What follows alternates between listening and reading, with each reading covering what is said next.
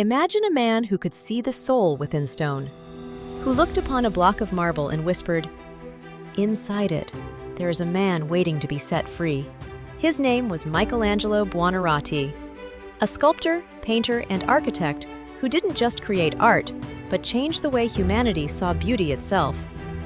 In the late 15th century, Italy was exploding with the fire of the Renaissance.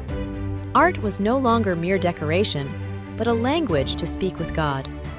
And amid that era, a young man from Florence emerged, a man who trusted his hammer and chisel more than words.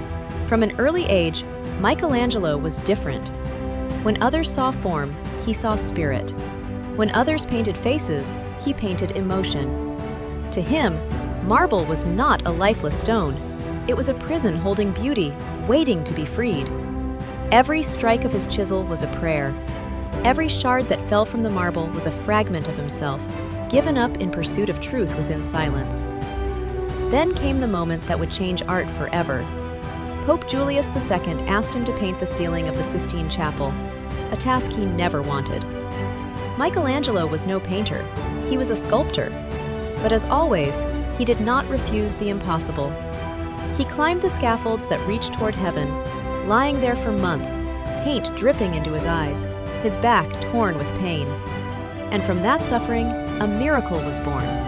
A sky that spoke of creation, sin, and forgiveness. A masterpiece that made humanity look upward and feel small before God.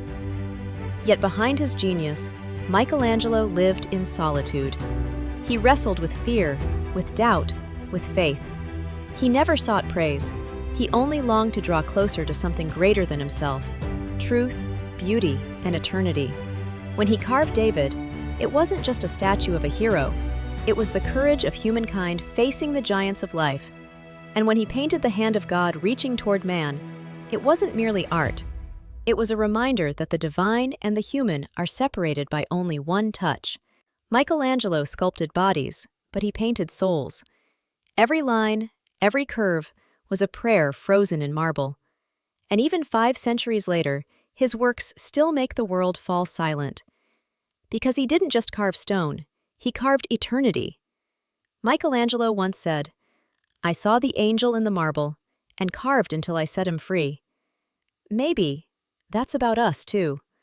We all have our own stones: fear, doubt, pain. But within them lies something beautiful, waiting to be released. The question is, are we brave enough to start carving?